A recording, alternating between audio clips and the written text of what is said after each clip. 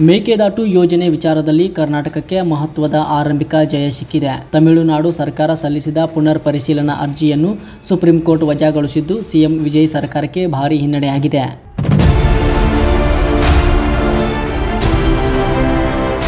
ಮೇಕೆದಾಟು ಯೋಜನೆಗೆ ಸಂಬಂಧಿಸಿದಂತೆ 2025ರಲ್ಲಿ ನೀಡಿದ ತೀರ್ಪನ್ನು ಮರುಪರಿಶೀಲನೆ ಮಾಡಬೇಕೆಂದು ತಮಿಳುನಾಡು ಸರ್ಕಾರ ಸುಪ್ರೀಂ ಕೋರ್ಟ್ ಮೆಟ್ಟಿಲೇರಿತು. ಆದರೆ ನ್ಯಾಯಮೂರ್ತಿಗಳಾದ ಸೂರ್ಯಕಾಂತ್ ಜೈಮಾಲಯ ಬಾಗ್ಚಿ ಹಾಗೂ ವಿಪುಲ್ ಎಂ ಪಂಚೋಲಿ ಅವರಿದ್ದ ಪೀಠ ಅರ್ಜಿಯನ್ನು ವಜಾಗೊಳಿಸಿದೆ. ಈ ಮೂಲಕ ಮೇಕೆದಾಟು ಯೋಜನೆ ವಿಚಾರದಲ್ಲಿ ಕರ್ನಾಟಕಕ್ಕೆ ಆರಂಭಿಕ ಜಯ ಸಿಕ್ಕಂತಾಗಿದ್ದು ತಮಿಳುನಾಡು ಸರ್ಕಾರಕ್ಕೆ ದೊಡ್ಡ ಹಿನ್ನಡೆಯಾಗಿದೆ. ಇನ್ನು ತೀರ್ಪಿನ ವಿರುದ್ಧ ಕಾನೂನು ಹೋರಾಟ ಮುಂದುವರಿಸುವುದಾಗಿ ತಮಿಳುನಾಡು ಸಿಎಂ ಜೋಸೆಫ್ ವಿಜಯ್ ಸರ್ಕಾರ ಸೂಚನೆ ನೀಡಿದೆ.